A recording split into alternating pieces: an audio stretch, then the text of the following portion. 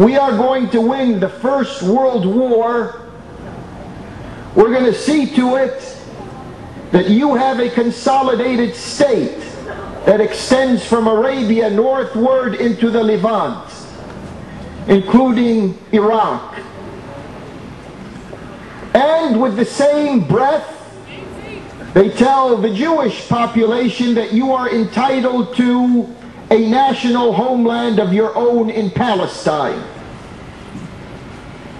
They were lying to someone, and as the years unfolded, it turned out British colonialism was lying to the Arabs and was trying to honor its word to the Jews.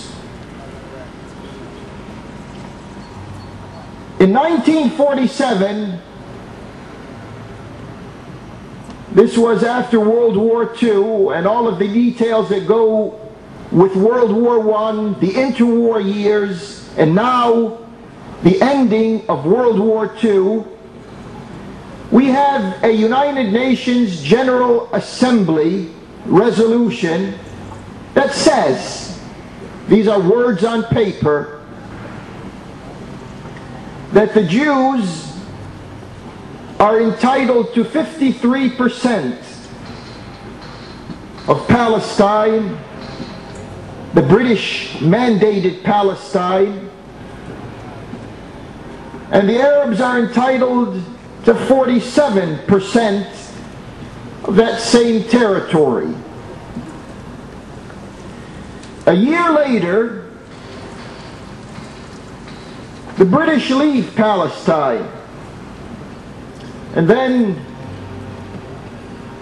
the Zionist Israelis move in and declare their illegitimate, illegal, unfounded nation, tribal state.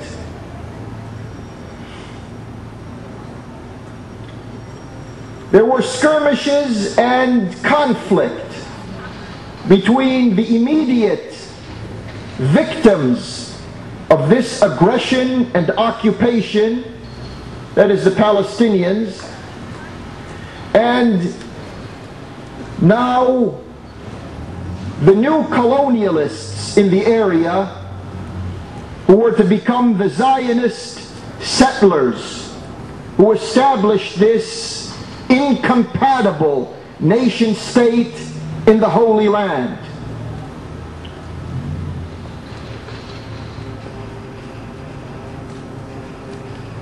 In 1949, there was a ceasefire between both sides. And that ceasefire resulted in the Zionists taking control of 78% of the whole of Palestine.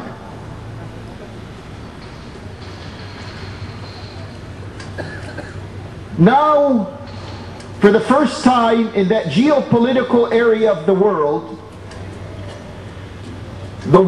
itself has a problem. This was no longer to become a problem that is shedding the blood of two populations claiming one piece of territory. Now, this division was drawing in forces from outside this area. And in 1967, there was an outbreak of hostilities. A war broke out. That war, contrary to what you hear in the mainstream media, that war was launched by the Israeli occupiers, the Israeli thieves who stole the Holy Land. And they attack first Egypt, then Jordan, then Syria in a matter of 6 days. And then they occupy now more territory. It's not enough. They were not satisfied with the occupation of 1948 and 49. Now they added another large chunk to their illegitimate body. They added the Sinai, the West Bank, and the Golan Heights. This was a problem multiplier.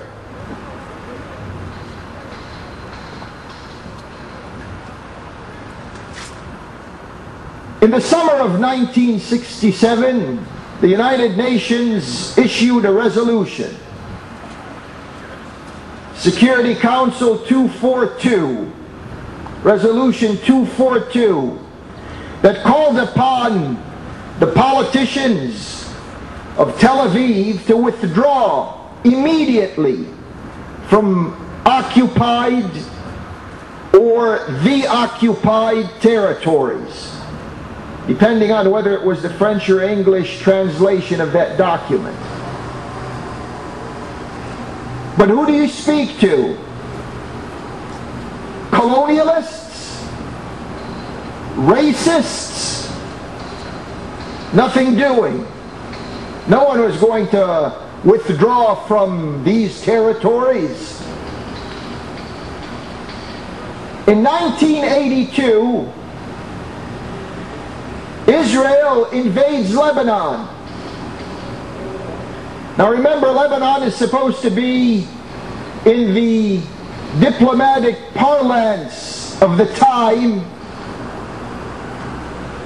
a democratic Christian country in the Middle East. With its mosaic of people, still it was considered something like a democracy and a pluralist society. But now the Israelis are after Palestinian blood. They wanted to cripple or to put an end to the Palestine Liberation Organization, and they sought it out inside of Lebanon. They didn't care. Kill whom they kill. Devastate what they devastate. Those are no considerations. They went into half of that country with their military. The destruction that resulted was not any concern to them. And one of the dynamics of that summer of 1982 was the massacre of Sabra and Shatila. 3,000 Palestinians were killed in these two refugee camps that were on the outskirts of Beirut. Of course, the force that was used to do that was the Lebanese Phalange, who were working in cahoots with their Israeli sponsors and bosses, one of whom was the currently debilitated Ariel Sharon.